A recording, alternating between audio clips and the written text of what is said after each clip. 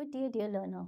I welcome you in the part 2 of my lecture in which I'll be talking about traditional Indian food. So, in this particular session, we'll be looking into Ayurveda food and also the Mughal Dastarkhwan. And with the course of time, you'll be able to explain how food reflects our cultural identity, religious belief, and social customs. And with time, you'll be also able to identify what are the key components of Ayurvedic food and Mughal Dastakhan. And lastly, we'll comprehend the whole concept of fasting in Indian culture. So this is the continuation of the previous lecture that was part 1. Now this is part 2. So I'll straight away dive into Ayurveda and the concept of food in Ayurveda.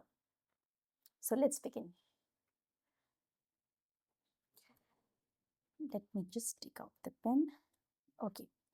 Now, if you look at Ayurveda, what Ayurveda actually views food as, so it's more of that perception that food is like a fuel. It is a sacred expression of one's life and a primary source of energy, and one of the most powerful forms of medicines as well. So every bite we take, it influences, it affects our physical health, our mental clarity, our emotional balance, and even our spiritual connection. So food, when chosen, are to be prepared with care. They have to be, and that has to have the ability to nourish, to cleanse, and to heal at all levels of all of human beings, right?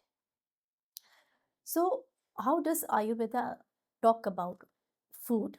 So if you look at the fundamental concept in the Ayurvedic nutrition, there is a concept of Shadrasa and the six taste, right? So the six tastes that have been listed out in front of you. So, and every taste affects the three doshas, the Vata, Pitta, and the Kapha. So if you look into the six sweet, that is the sweetness, that is, Madhura. It is nourishing, grounding, and cooling, right? Sour is like amla, right? And that stimulates digestions, enhance appetite, and increases salivation. Then salty, that is lavana. It aids in digestion, hydration, and mineral absorption.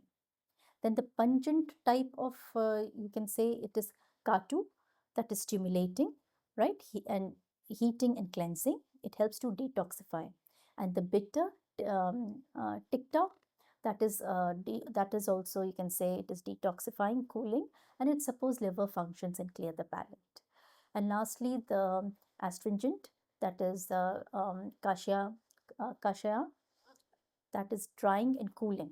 So what does it do? It helps tone tissues to stop excessive secretion.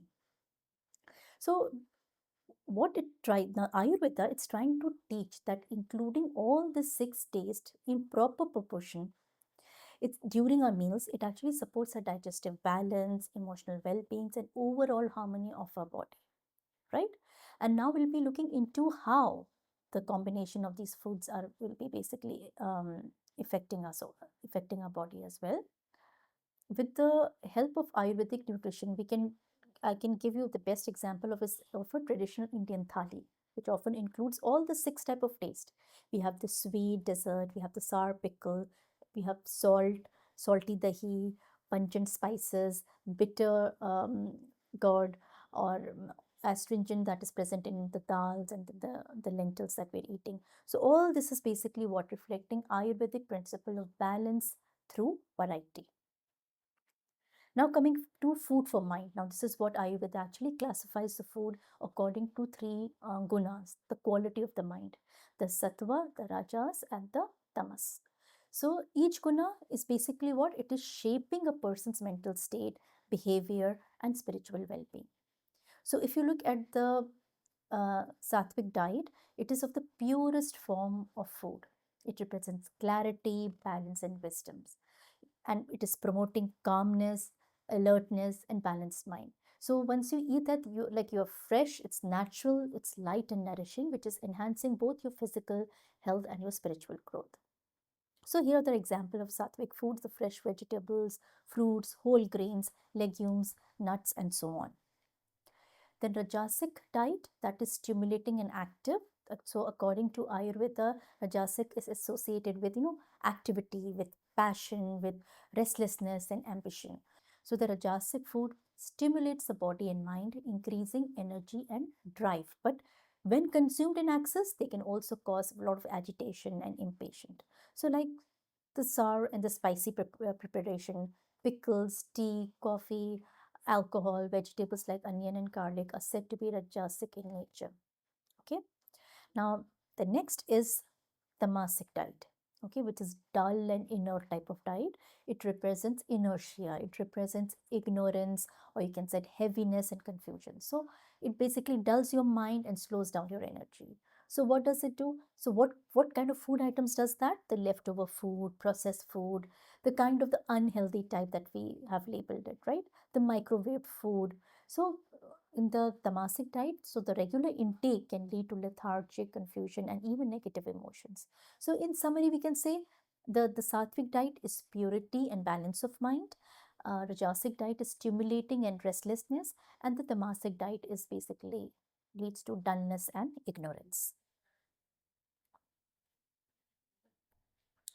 Then coming to Ayurvedic superfoods. So there are some superfoods which are in Ayurveda. The first superfood is amla, because amla is really respected and revered in Ayurveda because it's rich in vitamin C. So it supports all the three doshas and it enhances immunity, digestion, skin and health. Then we have turmeric, which is a golden spice that also balance supports joint health, improves skin complexions. You know that haldi ceremony that we have just before the marriage, that basically includes turmeric, applying turmeric on face and body, and also it enhances the immune system. Then ashwagandha, this is a very powerful, you can say, a herb, or you can say it's an Indian ginseng, which is a very powerful you can say adaptogen that helps the body resist stress, anxiety, and fatigue.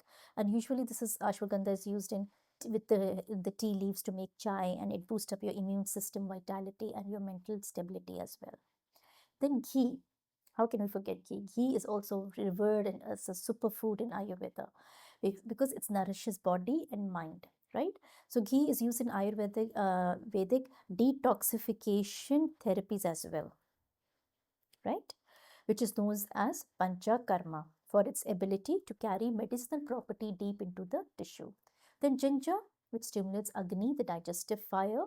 It alleviates nausea, improves digestion, and reduces inflammation.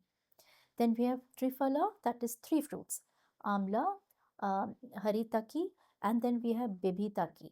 So, and in all these three combination, we can find that they are detoxifiers, they're rejuvenatives, and they support digestion, aids in eliminating the toxin from our body, and it promotes, overall, it promotes our gut health.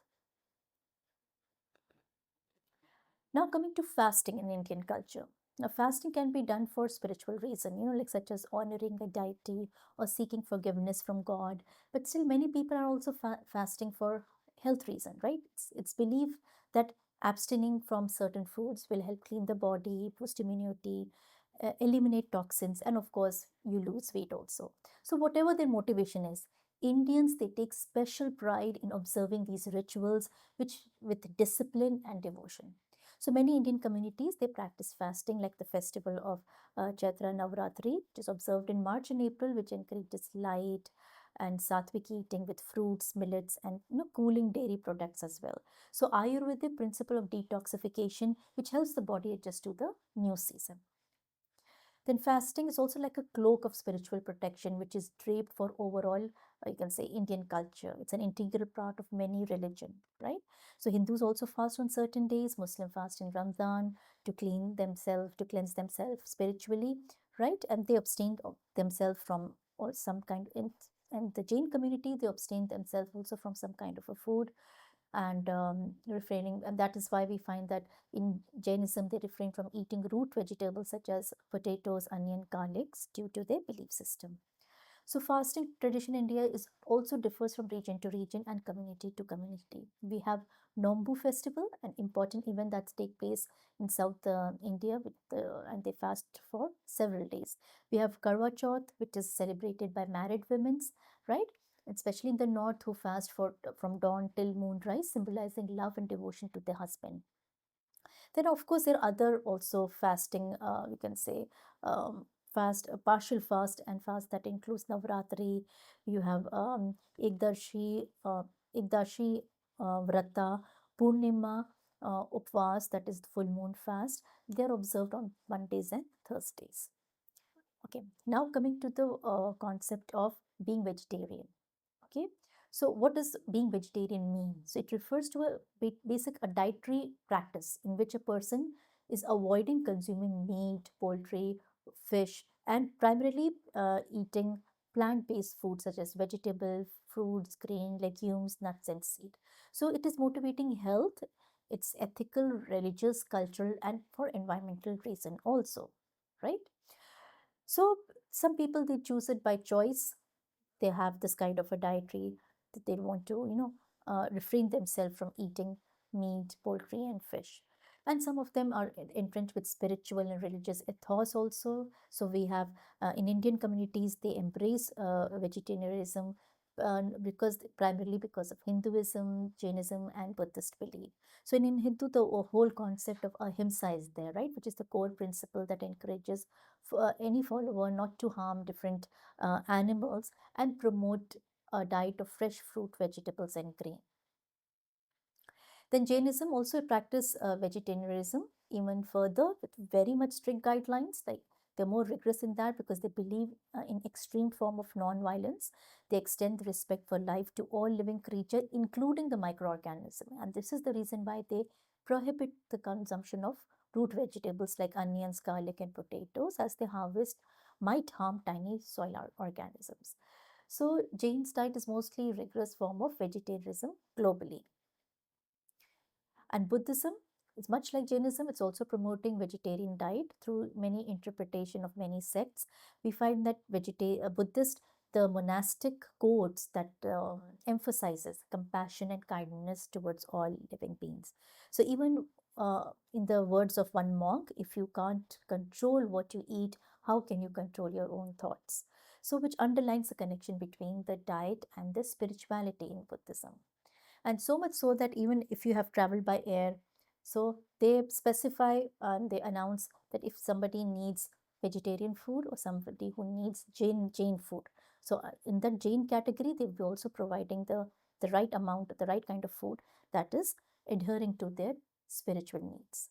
Okay, so vegetarianism as the heart of Indian food culture. So we find that uh, vegetarianism it played a very vital role in shaping India's culinary landscape, and it also contributed to the diversity, flavor, ethic of Indian cuisine. And we find beautiful, you can say, such green vegetables. The winters are coming in, and then you can see the vegetables, the vegetable market is flooded with that, right? So, and this, the evolution of Indian vegetarian cuisine, it reflects not only the country's spiritual, cultural, and social values, but it's also how you're enjoying. Just the enjoyment of eating a simple dal or indulging in a rich spiced curry, you're tasting centuries of, you can say, the history, centuries of the philosophies and innovations that have shaped India's food and what it is today. So, vegetarianism is the heart of Indian food culture, no doubt. Now let's moving on to the other concept of this particular lecture, that is Mughal Dastarkhwan. So the Nawab, if you look at, before I speak about the Nawab, the Mughal, they brought new food to the subcontinent from Central Asia, which include, dry fruit, pilafs, and leavened, you can say wheat, bread, stuffed meat, also poultry and fruits. Mughal also, they also introduced new cooking process such as baking and using skewer. Remember in my last lecture, I talked about skewers and how they made clay tandoors and all to bake the rotis, tandoori roti, and braising meat and so on. How to tenderize meat, what are the spices that are needed, the use of yogurt protein, and making native cheese. All that was bought from the trade that had started with the um, Asians and you can the Central Asians and the Mughals when they came here. So they also borrowed many spices from India because India was very popular with spices, the South Indian. So with the amalgam, you can say, of their cuisine, what they think they bought, and the cuisine and the spices that were from India, they created what is known as the Mughal cuisine, right? And that was a unique Mughal haute couture cuisine. So and when it comes to Mughal Dastakhan, the Nawab, they took special measures. They were very serious about how elaborately they have to lay down the table and what are the etiquettes and rules to be followed. So the Dastakhan had 12 dishes, and the tehzeeb also was one thing, the respect that flowed in the manner of into eating, the way, what khatirdari karna, how you're, showing your respect to others, and you're, serving food to others. That was also a part of Mughal Dastakhan. So the Mughal Dastakhan, the word actually means meticulously how you're laying down ceremonial dining spread. But now it's a customary and started in the Awadh region, but now the normal Dastakhan would be just putting a sheet here and then placing food on it. But the way you place the food, the dishes, the order of the dishes, that all constitute at that dastakhan. That was the tehzeeb. And then, of course, the meal began with the guests cleaning their hand in chilamchi. That was a water pot, for washing hands. I don't know how many of you have seen those images of water pot at your home made of brass, and they were there. And then they were served sharbat. That was an offer. That was, a welcome drink.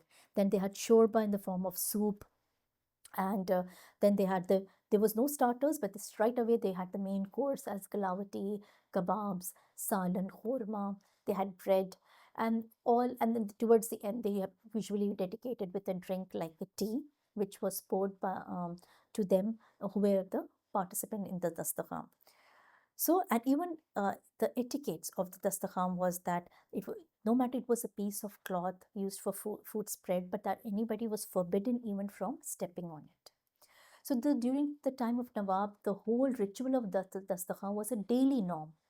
But however, today things have changed. Now we have dining tables, and rarely do we put that elaborate dastakhan, place it. And they used to sit cross-legged on the floor and have the meals, right? And they used to, all the families to come together, they celebrate family ties and culture. That was a part of the, that Mughal dastakhan.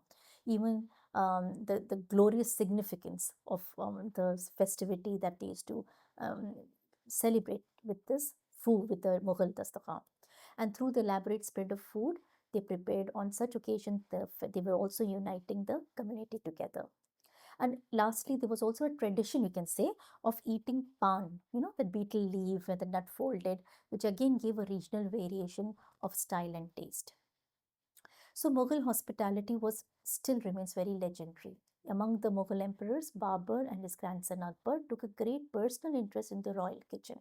They devised rules of conduct that were to be performed in the kitchen staff and appointed high-ranking order to administer the territory.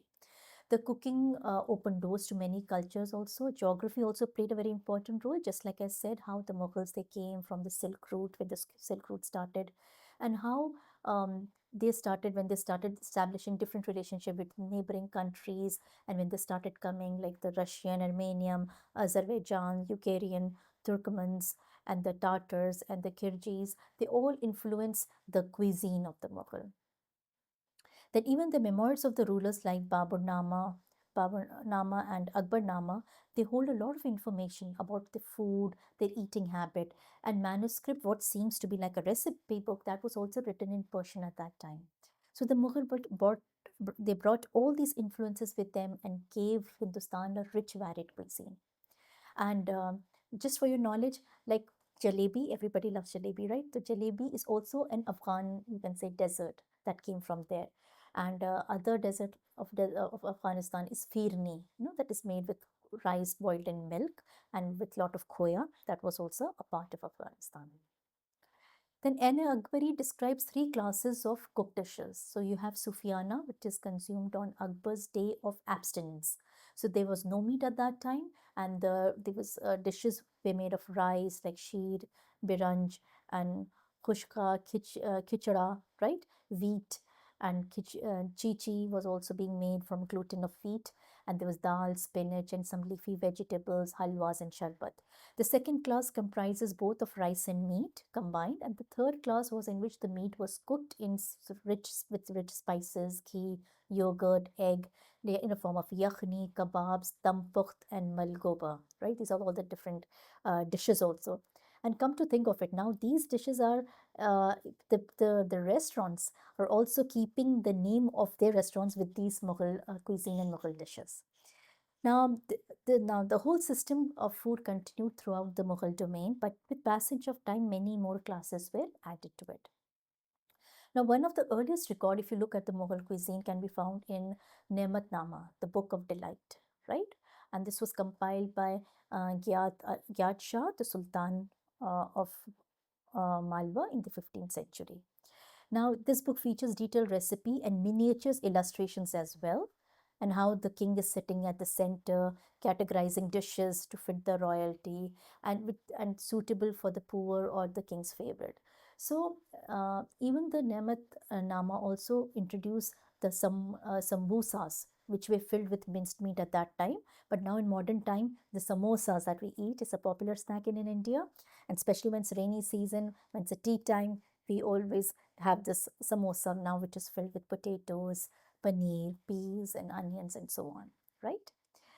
Then we have Nuskai Shah Jahani and Nuskai Namak is another form of cookbook that was recorded during that time, and the recipe is prepared in the kitchen of the Emperor Shah Jahan, from breads to stews to sweetmeats.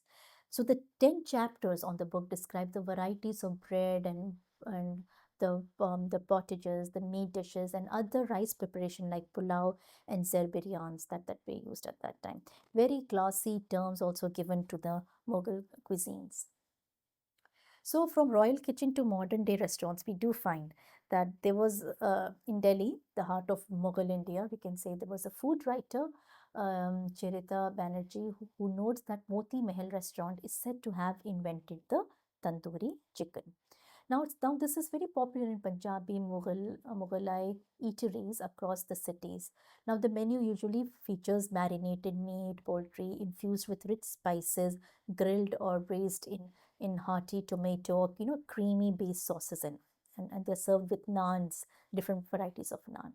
So even now, even in the mass market, we find the roadside dhabas. They're also being started offering these cuisine, these dishes. So if you look at the characteristic, what was the striking feature of Mughalai cuisine? And even if you look at the pictures, the images, once the dish is served to you, you can easily diagnose whether this particular dish is from the Mughalai cuisine. First is the consumption of saffron. It's in a very generous amount. The rice was commonly used. So the process of cooking was slow, so they could infuse, the infusion of flavors was there. Tandoori products were used. Tandoor was also used, and there were few spices like cumin, coriander, ginger, pepper, cinnamon that were extensively being used in Mughalai dishes, and also dry fruits in the form of almond, pistachio, walnuts that basically also contributed the filling inside any kind of the food item in the gravies and in the dessert as well. So that is why they have a very peculiar, very typical taste of Mughalai, shorba, Mughalai khorma, right?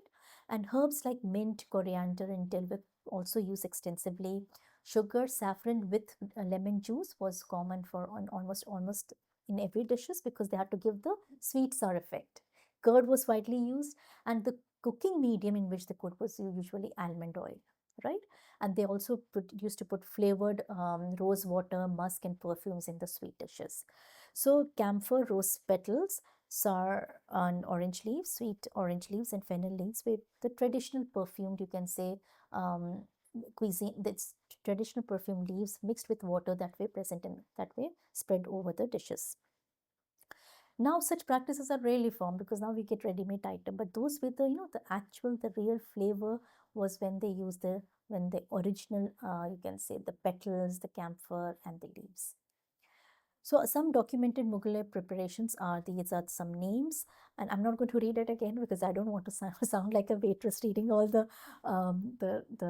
dishes. But you see, very typical names. Like now, there are many names that are also very common, like kulcha, yakhni kebab, and lozina, and sounds very nice. It's basically a bread pudding also, which is similar to shahi tukra. So you see, and even halim khasa, halim which is made from lamb and grain and stew and porridge, and the whole preparation of, because see, in during that time they did not have gas stoves, so they had those chulhas, and in that chulhas they used to put the big you can say the dish was put on the chulas and used to be cooked all night because they did not have pressure cookers. So the whole essence, that was why the Mughal preparation, you see, it took a lot of time for preparation. So the flavors were infused, and because they were using meat also, they were using lentils and they were using grains. So it took time for it to, become very soft. So in order to make the meat and everything tender and soft, sometimes they also used meat tenderizers, and they used to cook for a long time. And that's how that flavor of the Mughal dish is it's a very peculiar. It's a very peculiar taste, and it also leaves an everlasting taste on your in your mouth. So, having said that, now really now even I'm hungry just talking about Mughlai Dastakhan and all the dishes that I talked about.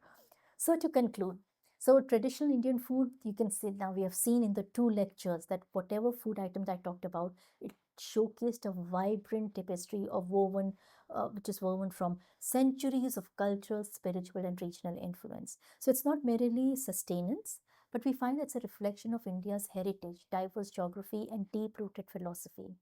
So, from the seasonal rhythm of cuisine to the mindful practice of Ayurveda, food in India nurtures both body and soul. We have regional dishes which showcases the ingenuity of communities also, how they're adapting to local resources, and their spiritual belief is shaping their ethical, their health consciousness eating habits. And the Mughal Dastakhan, it is exemplifying the grandeur and the etiquettes of royal dining, right? The royalty is being reflected in that. So together these elements, they highlight how food serves as an important medium of identity, unity and tradition. And understanding all this Indian cuisine is therefore, it's like a journey to the heart of the people, their values, their timeless connection to nature and nourishment. So this is all about today's lecture. These are the books and these are the links that you can refer to for a detailed, comprehensive view on the Indian traditional food. And with that, I have come to the end of my session. So I hope you enjoyed this session, and I'm sure it must have made you hungry also. So let's grab something to eat, and I'll be seeing you again next time with another new topic. And till then, take care of yourself and have a good day. Bye bye.